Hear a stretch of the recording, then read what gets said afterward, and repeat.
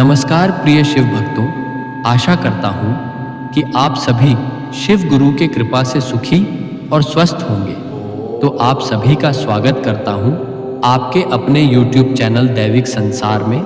आज आप लोगों को शिव गुरु का एक अत्यंत ही लाभकारी कथा सुनाने जा रहा हूँ, तो कृपा ध्यान से और अंत तक सुनिए। भक्त बंधुओं, आज की यह शिव कथा हर कोई पूरी नहीं सुन पाएगा, क्योंकि भगवान शिव को प्रसन्न करना हर किसी के बस की बात नहीं होती। लोग अपने कामों में उलझे हैं, धन इकट्ठा करने की दौड़ में लगे हैं, पर यह भूल गए हैं कि जिसके नाम से सृष्टि चलती है उसी महादेव के लिए उनके पास समय नहीं है। सदियों पहले भगवान शिव को प्रसन्न करने के लिए कठोर तपस्या करनी पड़ती थी, लेकिन कलयुग में महादेव इतने करुणामय हैं कि केवल कथा सुनने और नाम जप से ही भक्त पर अपनी कृपा बरसा देते हैं। फिर भी भक्त बंधुओं, बहुत कम लोग हैं जो इस छोटी सी कथा को भी पूरे मन और श्रद्धा से सुन पाते हैं। आप आज यहाँ हैं, यह अपने आप में प्रमाण है कि आप साधारण नहीं हैं। मुझे आप पर पूर्ण विश्वास है कि आप इस कथा को शिव का नाम जपते हुए अंत तक सुनेंगे और अपना पुण्य अर्जित करेंगे। लेकिन उससे पहले गरुड़ पुराण में कहा गया है कि जो भक्त किसी पावन कथा को शुरू करके बीच में छोड़ देता है, वह अपने जीवन का सबसे बड़ा पाप करता है। इस कथा को अंत तक सुनने से परिवार के कष्ट दूर होते हैं, गरीबी का नाश होता है और महादेव की विशेष कृपा घर में स्थायी हो जाती है। तो भक्त बंधुओं, कथा शुरू करने से पहले टिप्पणी में एक बार हर हर महादेव अवश्य लिखें और फिर पूरे ध्यान से इस दिव्य शिव कथा को सुनिए। आइए अब आरंभ करते हैं भगवान शिव की कृपा से भरी इस पावन कथा को। मोहनलाल एक साधारण नगर में रहता था, जिसका जीवन उसके छोटे से व्यापार पर निर्भर था। वो एक मध्यम वर्गीय जीवन जी रहा था, पर उसके मन में असंतोष का एक गहरा बीज बोया हुआ था। ये बीज था असीमित धन पाने की इच्छा का। मोहनलाल हमेशा सोचता था कि धन ही संसार का एकमात्र सत्य है और धन की कमी ही उसके सारे दुखों की जड़ है। वो अपने रोजगार, अपने घर और अपने जीवन की हर छोटी बड़ी उपलब्धि को तुच्छ मानता था, क्योंकि वे उसे अमीर नहीं बना पाई थी। इस लोभ में उसकी भक्ति को भी दूषित कर दिया था। मोहनलाल एक नियमित शिव भक्त था, पर उसकी भक्ति भय और लालच पर आधारित थी। वो हर सोमवार को मंदिर जाता था, क्योंकि उसे लगता था कि अगर वह नहीं गया तो शिवजी नाराज हो जाएंगे और उसके व्यापार को नुकसान पहुंचाएंगे। यह भक्ति प्रेम से नहीं, बल्कि एक यांत्रिक डर से प्रेरित थी। जब वह मंदिर में शिवलिंग पर जल चढ़ाता था, तो उसका मन उस जल की पवित्रता में नहीं, बल्कि शिव से मांगने की प्रक्रिया में लगा रहता था। वो अपनी आंखें बंद करके केवल एक ही स्वार्थपूर्ण मंत्र दोहराता था। उसके होंठ भले ही शांत रहते थे, पर उसका आंतरिक मन जोर जोर से चिल्लाता था, हे भोलेनाथ, मुझे बस धन दे दीजिए। मेरे सारे कष्टों का निवारण केवल पैसा है। मेरी झोली सोने से भर दीजिए। वो शिव को एक ईश्वरीय बैंक मानता था, जहां जितनी अधिक भक्ति जमा की जाएगी उतना ही बड़ा मुनाफा मिलेगा। मोहनलाल यह नहीं जानता था कि सच्ची भक्ति में तो समर्पण होता है। सौदेबाजी नहीं, उसकी यह मांगने वाली भक्ति ही उसके आगामी पतन और फिर बोध का कारण बनने वाली थी। मोहनलाल के जीवन में जो सबसे बड़ी आध्यात्मिक शक्ति थी, वह थी उसकी पत्नी संगीता। संगीता का व्यक्तित्व मोहनलाल के बिल्कुल विपरीत था। जहां मोहनलाल अशांत और लोभी था, वहीं संगीता शांत, संतोषी और पवित्र हृदय की थी। संगीता की शिव भक्ति का आधार प्रेम और निवेदन था, न कि मांग। जब वह मंदिर जाती थी तो उसका उद्देश्य शिवलिंग पर जल चढ़ाना या घंटी बजाना मात्र नहीं होता था। उसका उद्देश्य शिव के सामने बैठकर अपने मन को शांत करना होता था। वो शिव को संसार का स्वामी मानती थी, जिससे कुछ भी मांगने की जरूरत नहीं है, क्योंकि वह जानता है कि उसके भक्त के लिए क्या सही है। संगीता की पूजा में वो अपने दिन भर के क्रोध, लोभ, चिंताओं और असंतोष को शिव के चरणों में विसर्जित कर देती थी। वो अक्सर मोहनलाल को समझाने का प्रयास करती थी, उसके अज्ञान को दूर करने की कोशिश करती थी। एक शाम जब मोहनलाल अपने व्यापार की लाभहानि का हिसाब करते हुए झुझुला रहा था, संगीता ने बड़े ही विनम्रता से उसे जीवन का सार समझाया। स्वामी, आप हमेशा धन ही क्यों मांगते हैं? क्या आपको लगता है कि इस संसार में केवल धन ही सुख दे सकता है? अगर आपके मन में लोभ है तो आप दुनिया का सारा धन भी पालें, तब भी आप सुखी नहीं हो सकते। ये धन आपको हमेशा दुखी ही रखेगा, क्योंकि लोभ की आग कभी नहीं बुझती। संगीता ने आगे कहा, भक्ति का अर्थ है अपने मन को शुद्ध करना और अपने कर्मों को सही दिशा देना। शिव से हमें ज्ञान और संतोष मांगना चाहिए, न कि भौतिक वस्तुएं। मोहनलाल, जो भौतिकता के चकाचौंध में अंधा हो चुका था, इन गहन आध्यात्मिक बातों को केवल महिलाओं की फालतू बातें कहकर टाल देता था। उसे लगता था कि संगीता कमजोर है, इसलिए वह धन की इच्छा नहीं रखती। मोहनलाल ने संगीता की बातों को हल्के में लिया, पर संगीता ने हार नहीं मानी। उसने मोहनलाल के लिए अपनी प्रार्थना की दिशा बदल दी।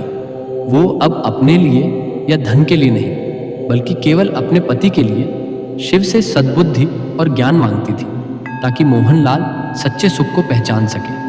इधर पृथ्वी पर मोहनलाल और संगीता के बीच लोभ और त्याग का द्वंद्व चल रहा था, और उधर कैलाश पर्वत पर महादेव और माता पार्वती इस नाटक को देख रहे थे। माता पार्वती संगीता की निश्चल भक्ति से प्रभावित थी, पर मोहनलाल की स्वार्थपूर्ण प्रार्थना से दुखी थी।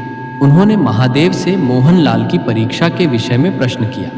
माता पार्वती, हे प्रभु, मोहनलाल की भक्ति कितनी अधूरी है। वह केवल आपसे धन की मांग कर रहा है।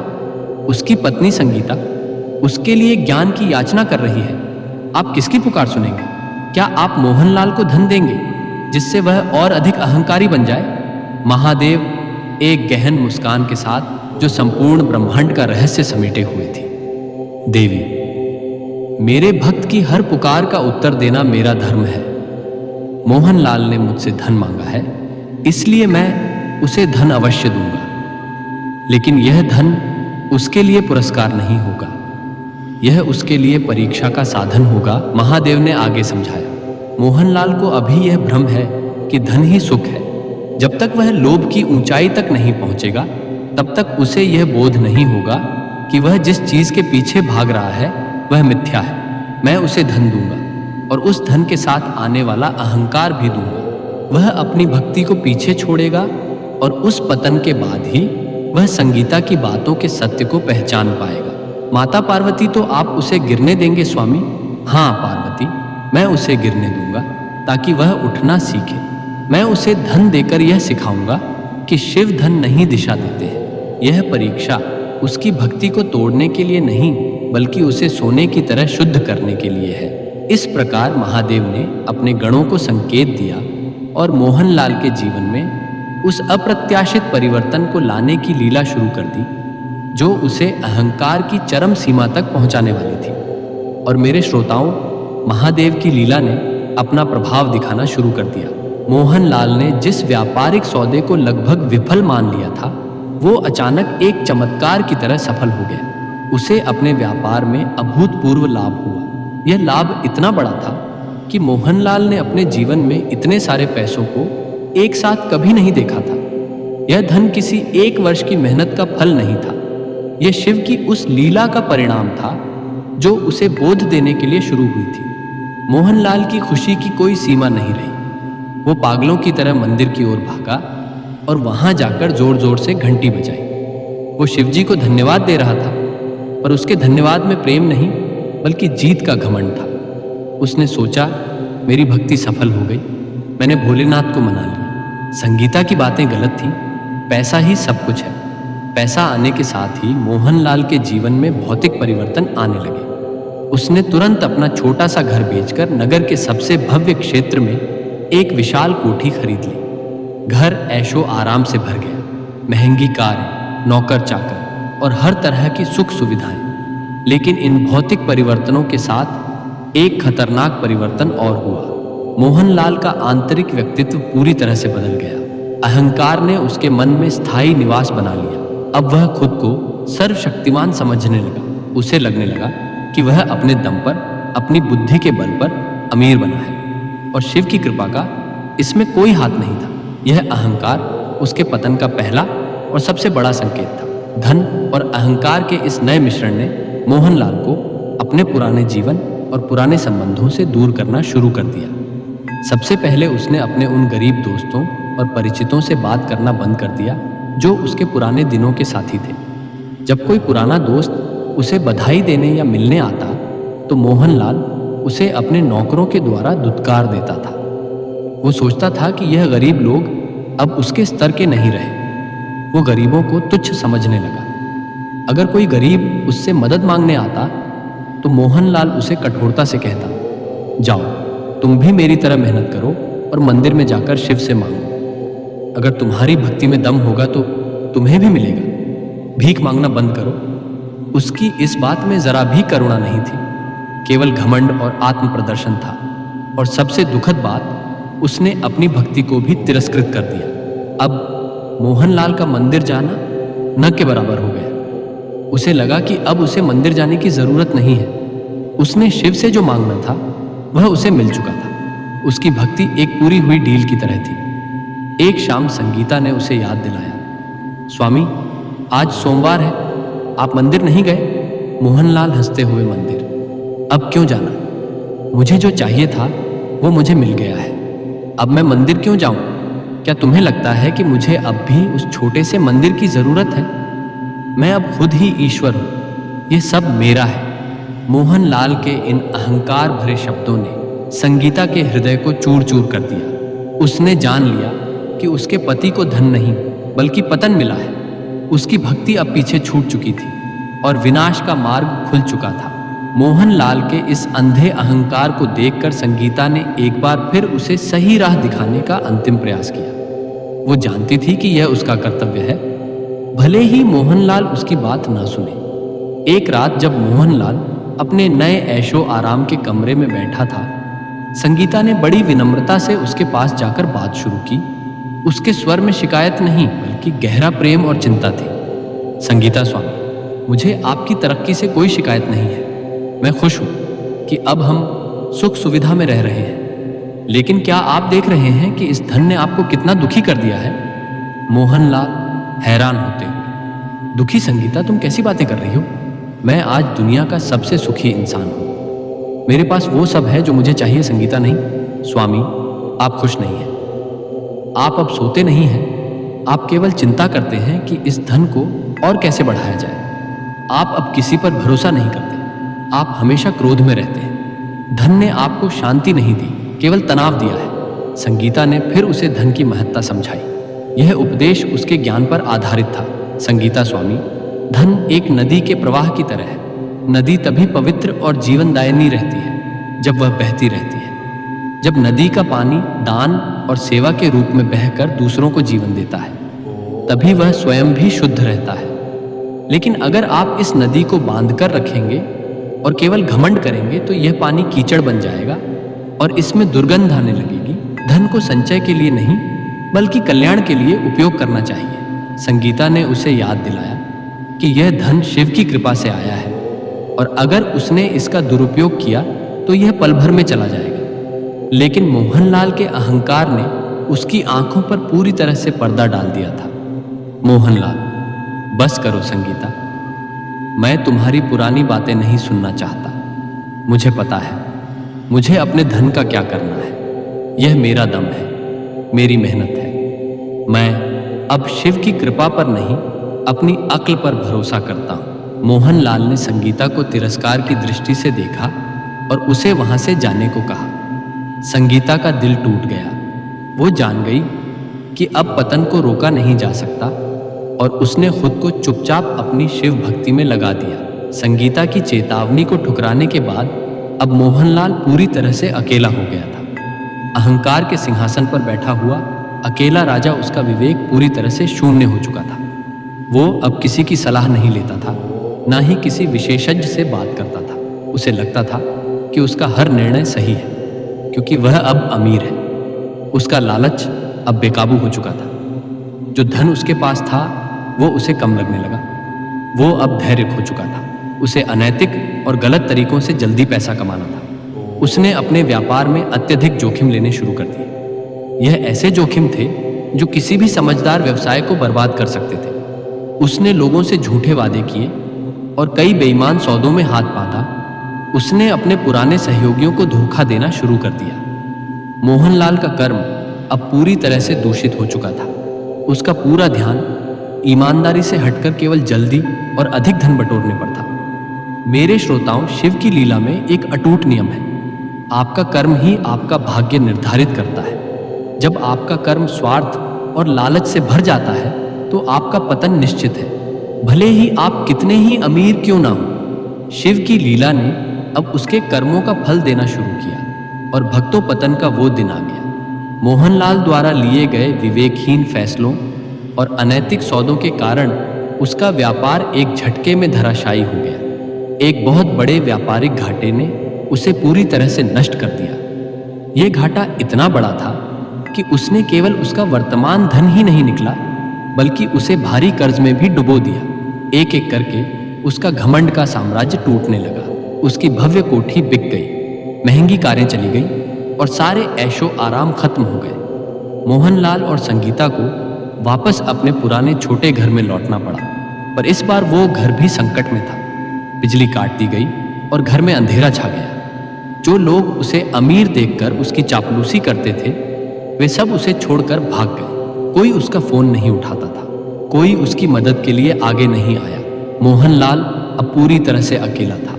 उसके पास केवल उसकी टूटी हुई उम्मीदें और अहंकार के अवशेष बचे थे। मोहनलाल को अब असली दुख का एहसास हुआ। यह दुख केवल धन खोने का नहीं था, यह दुख था अपने अकेलेपन का और अपने अनैतिक कर्मों के परिणाम का। उसे लगा कि शिव ने उसे छोड़ दिया है और वह अब पूरी तरह से बर्बाद हो चुका है। वह निराशा के गहरे गड्ढे में गिर चुका था। जब मोहनलाल घोर निराशा और अंधेरे में डूबा हुआ था, तब भी एक चीज स्थिर थी, उसकी पत्नी संगीता। संगीता के चेहरे पर शिकायत का एक भी भाव नहीं था। वो शांत थी, जैसे उसे पहले से ही पता था कि यह दिन आने वाला है। उसने मोहनलाल के साथ कोई बहस नहीं की, ना ही उसे यह याद दिलाया कि उसने पहले ही उसे चेतावनी दी थी। संगीता जानती थी कि यह समय शिकायत का नहीं, बल्कि प्रेम और सहारे का है। उसने अपनी भक्ति को अपने पति के लिए कवच बना लिया। उस रात जब घर में पूरी तरह से अंधेरा था, संगीता ने एक पुरानी मिट्टी का दीपक निकाला, उसमें थोड़ा सा तेल डाला और घर के पूजा स्थल पर दीप जलाया। उस छोटे से दीप की टिमटिमाती लौ उस घर में आशा का एकमात्र प्रतीक थी। मोहनलाल ने कोने में बैठकर देखा कि उसकी पत्नी इतने बड़े संकट में भी कितनी शांत और अडिग है। उसके पास कोई पैसा नहीं था, कोई सहारा नहीं था, फिर भी उसके चेहरे पर एक दिव्य शांति थी। मोहनलाल को यह बात अजीब लगी। संगीता दीप जलाकर हाथ जोड़कर बैठ गई। मोहनलाल जानता था कि वह शिव से प्रार्थना कर रही है। मोहनलाल को अब पहली बार यह महसूस हुआ कि उसकी पत्नी का असली धन क्या है। हे मेरे प्रभु शिव, आज मेरा पति पूरी तरह से टूट चुका है। उसे लगता है कि उसका सब कुछ चला गया, पर मैं जानती हूँ आपने यह सब सोच समझ कर किया है। आपने वह सब छीन लिया जिसने उसे अहंकारी बना दिया था और जिसने उसे आपसे दूर कर दिया था। प्रभु, मेरे पति को अब धन नहीं चाहिए। उन्हें उस धन से कोई मतलब नहीं है जिसने उन्हें पागल बना दिया था। अब मैं आपसे केवल एक ही चीज मांगती हूँ, सद्बुद्धि देना, उन्हें इतना ज्ञान देना कि वह ईमानदारी का महत्व समझें और सच्चे सुख को पहचानें। उन्हें सही इंसान बना दीजिए ताकि वह फिर से सत्य के मार्ग पर उठ सके। मोहनलाल ने दूर से अपनी पत्नी की मौन प्रार्थना को सुना। उसे लगा कि यह पहली सच्ची प्रार्थना है जो उसने अपने जीवन में सुनी है। संगीता अपने पति के लिए भौतिक सुख नहीं, बल्कि उसका आध्यात्मिक कल्याण मांग रही थी। संगीता की यह प्रार्थना मोहनलाल के कठोर हृदय को भेद गई। उसे लगा कि उसकी पत्नी ने उसे बचाने का अंतिम प्रयास किया है। संगीता की प्रार्थना और उसकी ऐक शांति ने मोहनलाल के अंदर एक आंतरिक जागरण पैदा किया। उस रात वो सो नहीं पाया। वो अंधेरे में बैठकर अपने पुराने जीवन का आत्मनिरीक्षण करने लगा। उसने अपने सारे गलत कर्म याद किए, कैसे उसने गरीबों को तुच्छ समझा, कैसे उसने अपनी पत्नी की ज्ञान की बातों को अनसुना किया और कैसे उसने शिव को धन का स्रोत मानकर उनकी भक्ति को तिरस्कृत किया। उसे अपनी गलती का गहरा एहसास हुआ। उसे लगा कि वह धन के नशे में कितना अंधा हो गया था। उसे यह भी याद आया कि जब वह अमीर था तब भी वह सुखी नहीं था। वो हमेशा चिंता और लालच में डूबा रहता था। मोहनलाल ने पहली बार महसूस किया कि उसकी पत्नी संगीता कितनी सत्य थी। उसके पास धन नहीं था, पर उसके पास ईश्वर था। मोहनलाल के पास धन था, पर उसने ईश्वर को खो दिया था। अगले दिन सुबह मोहनलाल ने अपनी पत्नी को कुछ नहीं बताया। उसके मन में एक अजीब सी शांति थी। वो टूटे हुए पैरों से पर शांत मन से गांव के शिव मंदिर की ओर चल पड़ा। उसके अंदर एक महान परिवर्तन शुरू हो चुका था। मोहनलाल जब मंदिर पहुंचा तो वहां गहन शांति थी। वही शिवलिंग, वही प्राचीन मंदिर। लेकिन आज मोहनलाल की दृष्टि बदल चुकी थी। वह शिवलिंग के सामने जाकर घुटनों के बल बैठ गया। उसकी आंखों में अब अहंकार का एक भी अंश नहीं था, केवल पश्चाताप का समुद्र था। वह पहली बार सच्चे हृदय से बिना किसी स्वार्थ के रोया। उसने अपनी टूटी हुई आवाज में शिवजी से कहा, हे मेरे भोलेनाथ, मैंने घोर पाप किया। मैंने आपको सोने की तिजोरी समझा और अपनी भक्ति को खरीद फरोख्त बना दिया। जब आपने मुझे धन दिया तो मैं घमंड में अंधा हो गया और आपको ही भूल गया। प्रभु, आज जब मेरे पास कुछ नहीं बचा है तो मुझे आपकी जरूरत महसूस हो रही है। मुझे अब माफी चाहिए। मैं आज आपसे धन नहीं मांगता। मुझे अब वो अहंकारी बनाने वाला पैसा नहीं चाहिए। मैं आज शपथ लेता हूँ कि मैं अब केवल ईमानदारी और मेहनत से काम करूँगा। बस मुझे सही इंसान बना दीजिए ताकि मैं फिर से मानवता के मार्ग पर चल सकूं। मोहनलाल का यह आत्मसमर्पण उसकी सच्ची भक्ति का उदय था। यह पहली बार था जब उसने केवल कल्याण मांगा, स्वार्थ नहीं। जैसे ही मोहनलाल ने अपने हृदय से माफी और आत्मसमर्पण के यह शब्द कहे, उसे तुरंत एक गहन शांति का अनुभव हुआ। उसके मन का सारा बोझ और दुख उतर गया। उसे लगा जैसे भोलेनाथ ने उसे गले लगा लिया हो। उसी क्षण उसे अपनी पत्नी संगीता की कही गई बातें याद आई और उसे उनका सत्य समझ आया। भक्ति धन पाने के लिए नहीं होती, भक्ति तो मन को सही करने के लिए होती है। मोहनलाल को अचानक यह बोध हुआ, शिव ने उसे धन क्यों दिया और फिर क्यों छीन लिया? ज्ञान शिव ने उसे यह सिखाने के लिए धन दिया था कि सच्चा सुख धन में नहीं बल्कि ईमानदारी, संतोष और प्रेम में है। शिव ने उसे धन नहीं बल्कि दिशा और ज्ञान दिया था। धन तो केवल एक साधन है, साध्य तो मन की शुद्धि है। यह बोध मोहनलाल के जीवन का सबसे बड़ा लाभ था। वह मंदिर से बाहर निकला और उसका चेहरा अब हल्का, शांत और प्रकाशित था। उसने घर आकर संगीता को गले लगाया और कहा, संगीता, तुमने मुझे बचा लिया। भक्ति सचमुच मन की शुद्धि के लिए होती है। मुझे आज बोध हुआ है कि शिव ने मुझसे मेरा घमंड छीन लिया और मुझे सही रास्ता दिखाया है।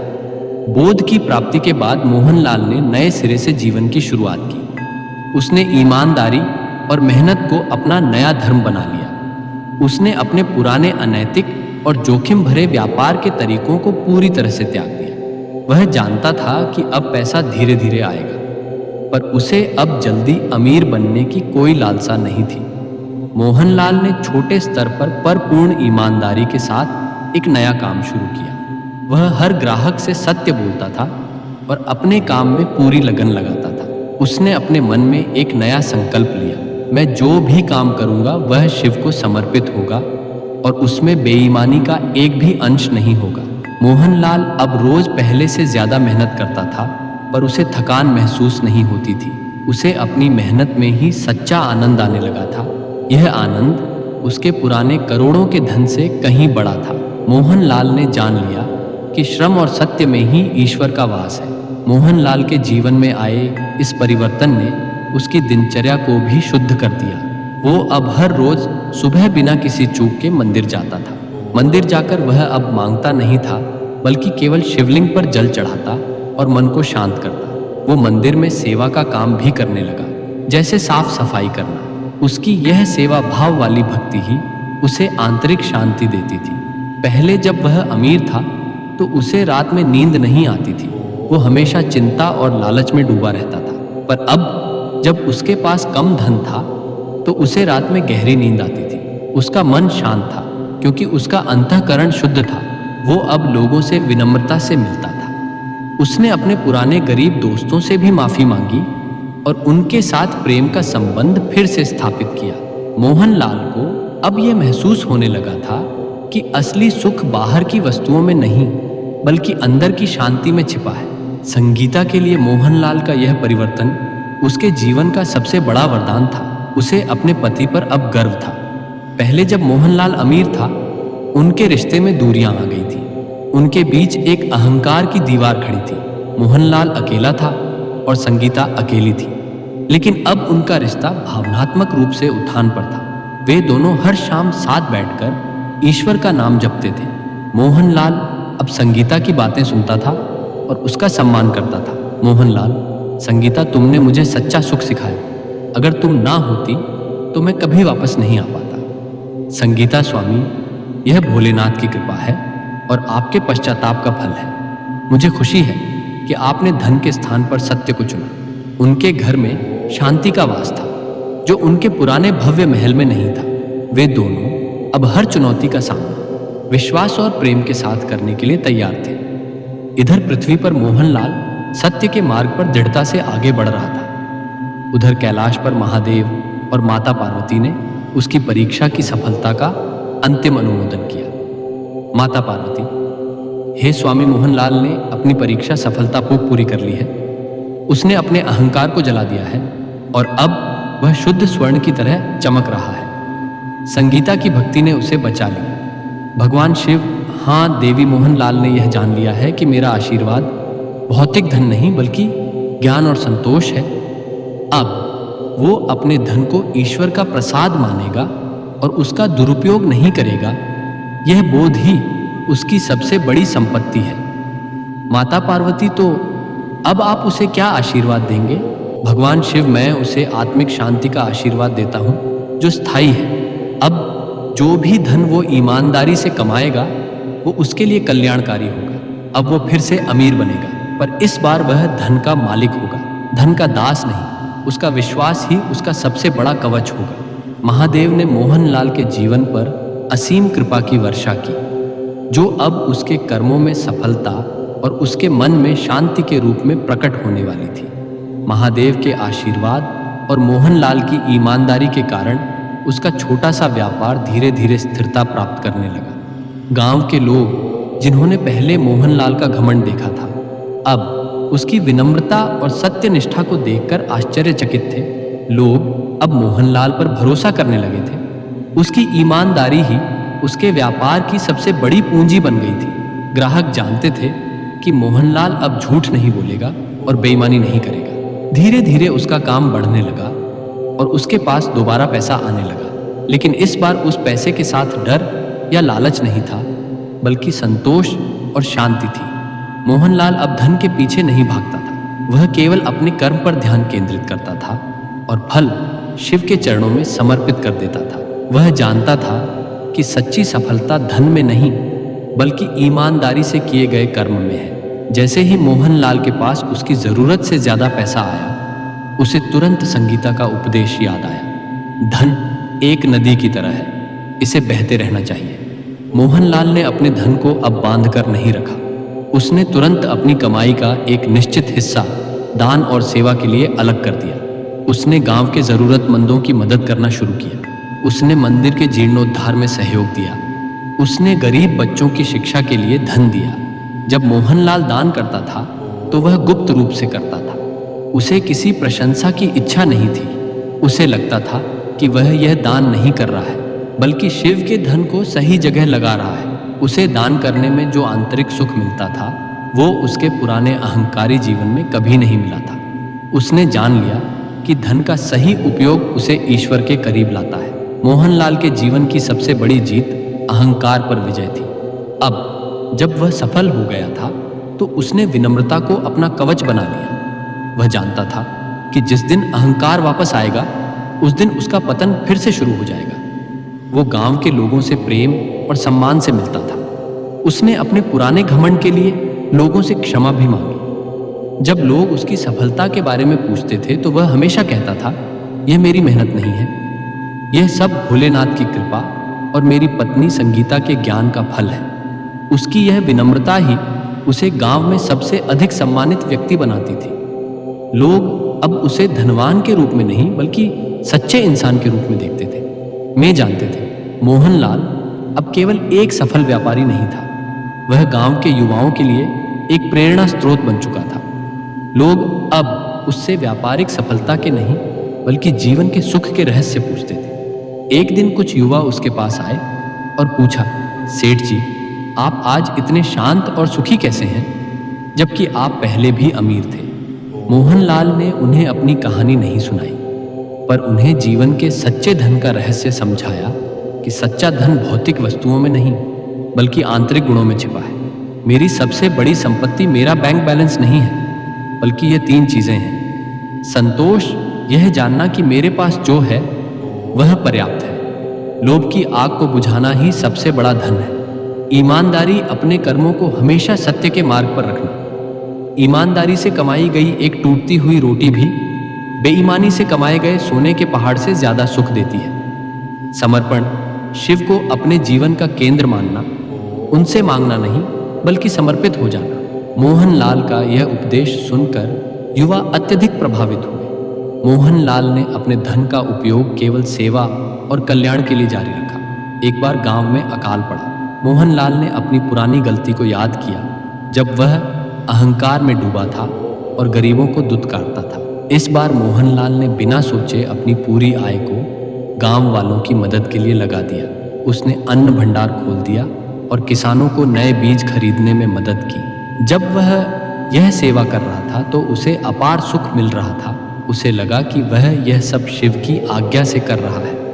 गांव वालों ने जब उसे आशीर्वाद दिया तो मोहनलाल ने अपने मन में सोचा, यह आशीर्वाद मेरे करोड़ों के धन से ज्यादा मूल्यवान है। उसने जान लिया कि धन की असली शक्ति उसे स्वयं सुखी बनाने में नहीं बल्कि दूसरों को सुखी बनाने में है। हर सोमवार मोहनलाल और संगीता अपनी नियमित शिव मंदिर यात्रा करते थे। यह यात्रा उनके लिए पवित्र तीर्थ बन चुकी थी। वे अब वहां शांत और प्रेम से भरे मन से बैठते थे। एक दिन जब वे मंदिर में बैठे थे, संगीता ने मोहनलाल से कहा, स्वामी, हमारे जीवन में कितना बड़ा परिवर्तन आया है। हमें विपत्ति मिली पर हमें शांति मिली। यह सब शिव की कृपा है। मोहनलाल, हाँ संगीता, मैंने धन खोया पर मैंने ईश्वर को पाया। भक्ति का अर्थ केवल मांगना नहीं है बल्कि धन खोने के बाद भी विश्वास रखना है। शिव ने मुझे सच्ची भक्ति का अर्थ सिखाया है। मोहनलाल और संगीता का जीवन अब खुशी, संतोष और अटूट भक्ति से भरा था। उनकी आंतरिक शांति अब स्थायी हो चुकी थी। संगीता अपनी जीवन यात्रा के अंत तक अपने पति मोहनलाल के परिवर्तन पर गहन संतोष महसूस करती रही। जब वह बूढ़ी हुई और मंदिर में शिव के सामने बैठी तो उसने अपनी अंतिम प्रार्थना की। अब उसकी प्रार्थना में कोई याचना नहीं थी, केवल कृतज्ञता थी। हे मेरे प्रभु शिव, आपने मेरी प्रार्थना सुनी और मेरे पति को सद्बुद्धि दी। आपने हमें सिखाया कि सच्चा सुख धन में नहीं बल्कि प्रेम और ईमानदारी में है। अब बस यही कृपा बनाए रखना कि यह बोध संसार के हर व्यक्ति तक पहुंचे। मोहनलाल ने भी उस बोध को अपने जीवन का सबसे बड़ा उपहार माना। उसकी कहानी पूरे नगर में एक अमर शिक्षा बन गई। मेरे प्रिय भक्त बंधुओं, मोहनलाल और संगीता की इस जीवन गाथा के समापन पर जो सबसे बड़ी और गढ़ सीख उभर कर आती है, वो केवल एक कहानी नहीं बल्कि जीवन जीने का एक शाश्वत दर्शन है। इसे अपने हृदय की गहराइयों में उतारना अनिवार्य है, क्योंकि हम सभी के भीतर कहीं ना कहीं एक मोहनलाल छिपा होता है जो संसार की चकाचौंध को ही सत्य मान बैठता है। इस कथा की अंतिम और सबसे महत्वपूर्ण सीख यह है कि मनुष्य का मूल्य उसके पास जमा की गई संपत्ति से नहीं बल्कि उसके भीतर के संतोष और उसके कर्मों की पवित्रता से मापा जाता है। हम अक्सर ईश्वर के द्वार पर एक भिखारी की तरह जाते हैं। हमारी झोली में केवल इच्छाओं की सूची होती है। हम उनसे वह सब मांगते हैं जो हमारे पास नहीं है, लेकिन हम कभी वह बोध नहीं मांगते जिससे हम उस सब का सही उपयोग कर सकें जो हमारे पास पहले से मौजूद है। मोहनलाल की सबसे बड़ी भूल यह नहीं थी कि उसने धन मांगा, बल्कि यह थी कि उसने धन को ही ईश्वर मान लिया। जब हमारे जीवन में सुख और समृद्धि आती है तो वह हमारी परीक्षा का समय होता है, न कि हमारे अहंकार को तृप्त करने का अवसर। सफलता का नशा अक्सर हमारी बुद्धि पर ऐसा पर्दा डाल देता है कि हम उन लोगों को भूल जाते हैं जिन्होंने संघर्ष में हमारा साथ दिया था, और उस परमात्मा को भी भूल जाते हैं जिसकी कृपा से हमें वह सब मिला है। अहंकार वो सूक्ष्म विष है जो धीरे धीरे हमारी करुणा, हमारी विनम्रता और हमारी चेतना को नष्ट कर देता है। इसीलिए महादेव ने मोहनलाल से वह सब छीन लिया। यह उनका दंड नहीं था बल्कि उनकी परम करुणा थी। कभी कभी जीवन में सब कुछ खो देना ही ईश्वर की सबसे बड़ी कृपा होती है, क्योंकि जब हाथ खाली होते हैं तभी ईश्वर उनमें सत्य का ज्ञान भर सकते हैं। भरे हुए अहंकार के पात्र में परमात्मा का ज्ञान कभी नहीं समा सकता। संगीता का चरित्र हमें सिखाता है कि मौन में कितनी शक्ति होती है और प्रार्थना का वास्तविक स्वरूप क्या है। प्रार्थना वो नहीं है जो ईश्वर को बदल दे, बल्कि प्रार्थना वो है जो प्रार्थना करने वाले को बदल दे। उसने मोहनलाल के लिए धन की वापसी नहीं मांगी, उसने उसके लिए सद्बुद्धि मांगी। जीवन में जब भी संकट आए तो धन दौलत के लिए विलाप करने के बजाय उस दृष्टि के लिए प्रार्थना करनी चाहिए जो हमें उस संकट के पार देख सके। संगीता की शांति हमें यह बोध कराती है कि जिसके पास ईश्वर का सहारा है वह अभाव में भी सम्राट है, और जिसके पास ईश्वर नहीं है वो महलों में भी दरिद्र है। धन केवल सुविधाओं का साधन हो सकता है, शांति का नहीं। शांति तो केवल तभी मिलती है जब हमारा अंतर्मन और हमारे कर्म एक दूसरे के पूरक हो। इस कथा से हमें यह भी सीखना चाहिए कि ईमानदारी और मेहनत का कोई विकल्प नहीं है। बेईमानी से कमाया गया धन अपने साथ अशांति, रोग और क्लेश लेकर आता है। वो हमें बाहर से चमका सकता है पर भीतर से खोखला कर देता है। मोहनलाल ने जब दोबारा शुरुआत की तो उसने जल्दी अमीर बनने के बजाय सही इंसान बनने को प्राथमिकता दी। यही वो मोड़ था जहां उसकी हार जीत में बदल गई। जब आप सत्य के मार्ग पर चलते हैं तो भले ही आपकी गति धीमी हो, पर आपकी नींव इतनी मजबूत होती है कि कोई भी तूफान उसे हिला नहीं सकता। ईमानदारी की एक रोटी में जो तृप्ति है वो छल कपट के 56 भोग में कभी नहीं मिल सकती। अंततः यह सीख हमें यह समझने पर विवश करती है कि भक्ति एक लेन देन या व्यापार नहीं है। यदि हम केवल तभी मंदिर जाते हैं जब हमें कुछ चाहिए तो हम भक्त नहीं बल्कि एक सौदागर है। सच्ची भक्ति तो वो है जो हमें देना सिखाए, दूसरों को प्रेम देना, जरूरतमंदों को सहारा देना और ईश्वर को अपना अहंकार समर्पित करना। शिव का अर्थ ही कल्याण है, और जब हम दूसरों के कल्याण के लिए काम करते हैं तो हम अनजाने में ही शिव के करीब पहुंच जाते हैं। महादेव हमें वो नहीं देते जो हमें चाहिए, वे हमें वो देते हैं जो हमारे लिए सही है। मोहनलाल को धन चाहिए था पर उसे दिशा की जरूरत थी, इसीलिए महादेव ने उसे दिशा दी। आप सभी श्रोताओं से मेरा यही निवेदन है कि अपने जीवन के मंदिर में जब भी खड़े हो तो हाथ जोड़कर यह ना कहें कि हे प्रभु मुझे यह दे दो, बल्कि यह कहें कि हे प्रभु मुझे ऐसा बना दो कि मैं आपकी कृपा को संभाल सकूं। धन को अपनी जेब में रखिए, अपने हृदय में नहीं। हृदय में केवल ईश्वर का वास होना चाहिए। जब आप धन के स्वामी बनेंगे तब आप उसका उपयोग संसार की सेवा में करेंगे, लेकिन जब धन आपका स्वामी बन जाएगा तब वह आपका विनाश कर देगा।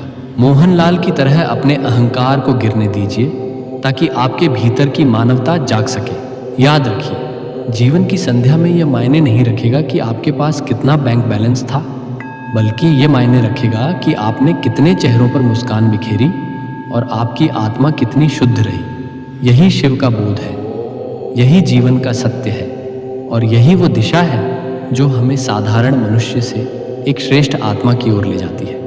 शिव धन नहीं देते, वे तो वह दृष्टि देते हैं जिससे आप स्वयं को और इस संपूर्ण जगत को ईश्वर के ही रूप में देख सकें। भक्त बंधुओं, अब यह पावन शिव कथा अपने अंतिम चरण में पहुंच चुकी है। आज की कथा हमें यही सिखाती है कि भगवान शिव को प्रसन्न करने के लिए ना तो बड़े धन की आवश्यकता होती है, ना दिखावे की, और ना ही कठिन तपस्या की। महादेव तो केवल सच्चा मन देखते हैं। जो भक्त रोज उनके नाम का स्मरण करता है, जो कथा को श्रद्धा से सुनता है, जो किसी भूखे को अन्न देता है, जो किसी दुखी के प्रति करुणा रखता है, महादेव स्वयं उसके जीवन की रक्षा करते हैं। इस कथा से हमें यह भी सीख मिलती है कि कथा सुनना केवल सुनना नहीं होता, यह मन को शुद्ध करने का माध्यम होता है। नाम जप केवल शब्द नहीं होता, यह आत्मा को बल देता है, और सेवा केवल कर्म नहीं होती, यह शिव तक पहुंचने का सरल मार्ग होती है। जो भक्त रोज थोड़ा सा भी ओम नमः शिवाय का जप करता है, जो पशु पक्षियों को दाना देता है, जो किसी का बुरा नहीं सोचता, उसके घर से कभी सुख और शांति विदा नहीं होती। भक्त बंधुओं, यदि यह कथा आपके मन को छू गई हो, यदि आपको इससे कोई सीख मिली हो तो हमारे चैनल को अवश्य सब्सक्राइब करें ताकि ऐसी ही भक्तिमय कथाएं नित्य आपके जीवन तक पहुंचती रहे। और अंत में मेरी यह प्रार्थना है, हे भोलेनाथ, जिस भक्त ने इस कथा को पूरे मन, श्रद्धा और विश्वास से अंत तक सुना है, आप उसके जीवन से हर दुख, हर बाधा, हर संकट दूर करें। उसके घर में सुख, शांति और समृद्धि बनाए रखें। उस पर सदा अपनी कृपा दृष्टि बनाए रखें। हर हर महादेव। जय शिव शंभू।